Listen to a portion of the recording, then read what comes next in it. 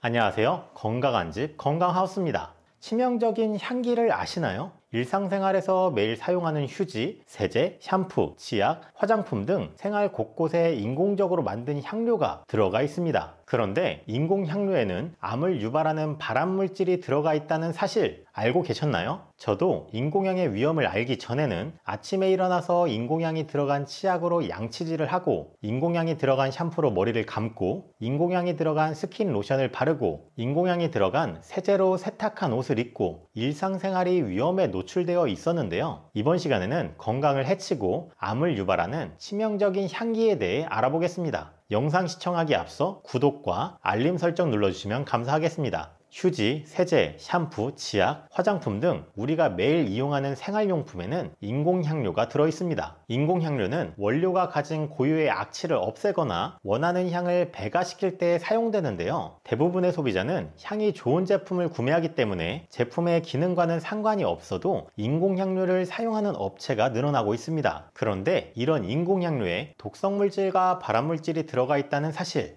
향료는 천연향료와 인공향료로 분류하는데요. 천연향료는 에센셜 오일로 식물의 과실, 잎, 꽃, 줄기, 뿌리나 동물에서 착즙, 수증기 증류법을 통해 향기 성분을 채취하고 채취한 성분을 정제한 겁니다. 천연 제스민 향은 10kg의 꽃에서 작은 병 한 병 크기로 극소량 만들어지는데요. 그러나 인공향료는 석유, 천연가스, 유지 등에서 추출하여 화학적, 물리적으로 조작 또는 천연향료 등에 화학적으로 조작해서 만듭니다. 천연향료에 비해 인공향료는 10배에서 1000배까지 저렴하고 쉽게 만들 수 있습니다. 하지만 인공향료는 화학물질의 합성을 통해 만들어져 인체에 독성을 가지고 있는데, 천연향료에 비해 2배에서 3배 정도 독성이 강한 것으로 나타났습니다. 천연향료와 인공향료의 위험성을 알아보기 위해 각각의 물에 2마리의 물고기를 넣고 한쪽에는 천연 장미향 오일 3방울, 한쪽에는 인공 장미향 오일 3방울을 넣고 비교했는데요. 9분의 시간이 지나자 천연향료 오일에 물고기들은 이상이 없었으나 인공향료 오일에 물고기들은 점점 움직임이 둔화되며 죽기 직전입니다. 이러한 인공향료가 사람의 몸에 지속적으로 쌓인다면 우리는 과연 안전하다고 할 수 있을까요?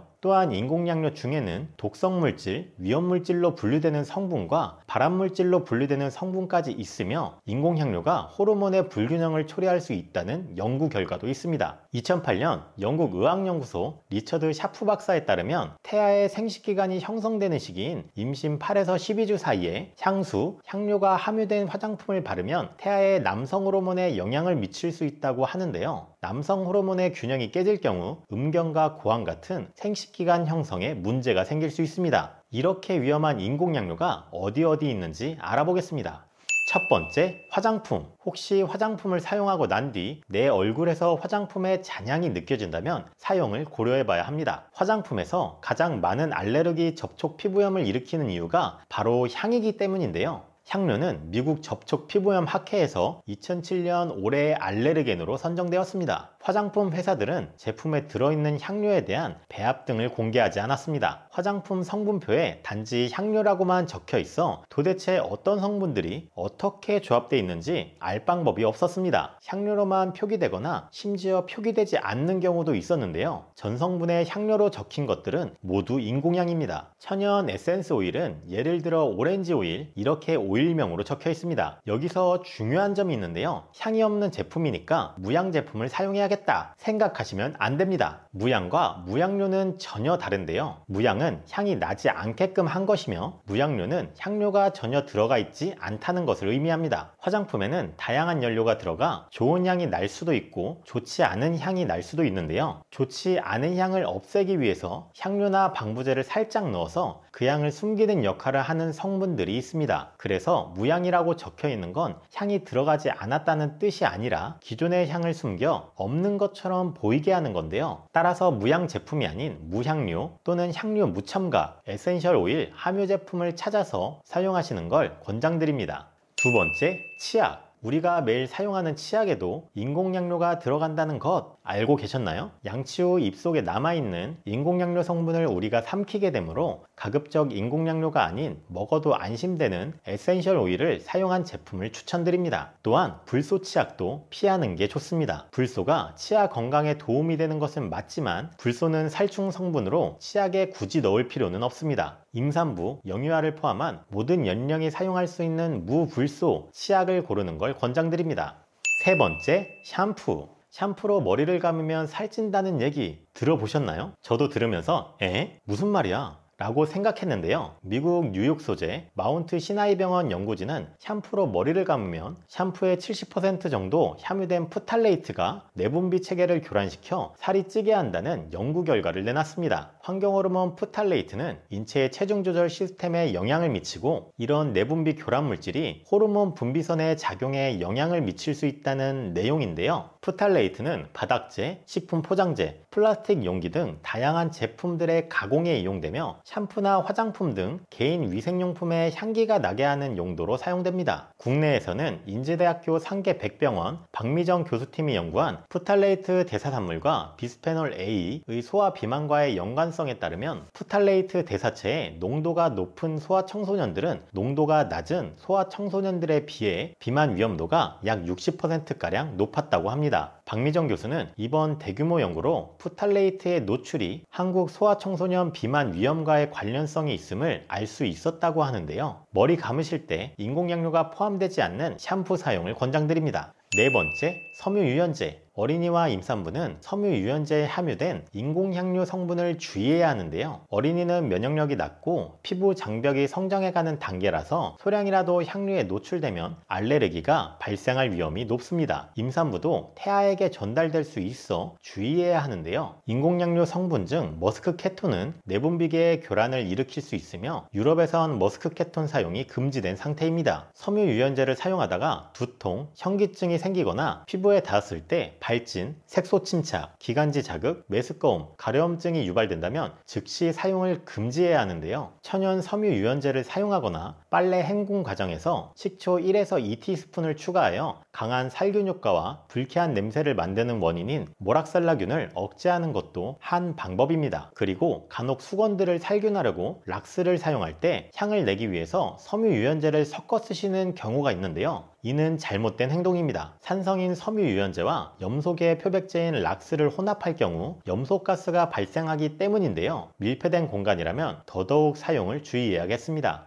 다섯 번째, 휴지. 알록달록한 색깔과 은은한 향기를 지닌 휴지는 고급스럽고 사용하기에도 좋은데요. 하지만 겉보기와 다르게 건강에는 좋지 않습니다. 휴지의 향기로운 냄새는 인공향료로 인한 것이 많은데요. 인공향료는 여러 논문에서 그 위험성이 증명됐습니다. 천식, 알레르기, 편두통 등의 발생 원인이며 얼굴과 목 피부염, 손 습진과 같은 알레르기성 피부 반응을 일으키기도 하는데요. 그뿐만 아니라 휴지를 만들 때 들어가는 형광증백제와 인공색소도 문제가 됩니다. 휴지를 하얗게 만드는 형광증백제는 휴지가 닿은 눈, 코, 피부 등에 쉽게 묻어나는데요. 형광증백제가 장기간 피부와 접촉하면 아토피 피부염, 접촉성 알레르기를 유발하거나 악화시키며 생식기능 장애나 면역체계 결함 등에 관련됩니다. 휴지 무늬의 다채로운 색상을 인공색소로 만든 것도 있는데요. 인공색소 가운데 타르색소는 석탄에서 추출한 착색류로 화장지뿐만 아니라 화장품, 식품 등에도 사용되며 두드러기나 천식을 일으키며 심한 경우 주의력 결핍, 과잉 행동장애에 영향을 미칩니다. 면역력이 약한 아이나 피부가 예민한 성인들에게는 화장지에 포함된 인공향료와 형광증백제, 인공색소 등이 위험하게 작용할 수 있으므로 이러한 성분들이 없는 무첨가 휴지를 추천드립니다. 우리네 일상에 무첨가 휴지는 생각보다 쉽게 찾으실 수 있을 겁니다. 그 밖에도 향수, 과자, 음료, 생크림 등 오히려 인공향료가 없는 걸 찾기가 어렵습니다. 이러한 인공향에서 벗어날 수 있는 방법은 없을까요? 몇 가지 방법이 있습니다. 첫 번째, 사용량 줄이기. 인공향료가 포함된 제품의 사용을 줄이는 건데요. 향수나 섬유유연제, 샴푸 등 인공향료가 들어간 제품을 꼭 써야겠다면 기존 사용량보다 최소량만 사용하시거나 에센셜 오일이 들어간 제품을 사용하시길 권장드립니다. 두 번째, 하루 3번 30분 환기, 건축 자재, 벽지, 장판, 가스 등 집안에서 발생하는 불쾌한 냄새와 화학물질에 의한 실내 공기 오염도는 실외 공기보다 15배가량 높다고 하는데요. 하루 3번 30분 환기로 냄새와 각종 화학물질을 내보내면 좋은 양보다 집안에 생기를 들이는 가장 쉬운 방법입니다. 세 번째, 임산부, 어린이 사용 금지. 면역력에 취약한 임산부와 어린이에게는 인공향료의 부작용이 강하게 발생하기 때문에 절대 사용해서는 안 됩니다. 네 번째, 에센셜 오일 사용하기. 무향이 아닌 무향료의 제품이나 천연 에센셜 오일이 포함된 제품을 구매하는 건데요. 순수한 천연 오일은 아로마 테라피 효과로 인해 기분을 좋게 만들며 몸의 상태도 호전시킵니다. 아로마 테라피는 치료요법의 한 가지로 에센셜 오일을 활용한 향기 치료인데요. 이게 가능한 이유는 에센셜 오일의 향이 고유의 치료 효능이 있기 때문입니다. 인공향료가 들어있는 제품보다는 에센셜 오일이 들어있는 제품을 사용하는 것이 좋을 것 같습니다.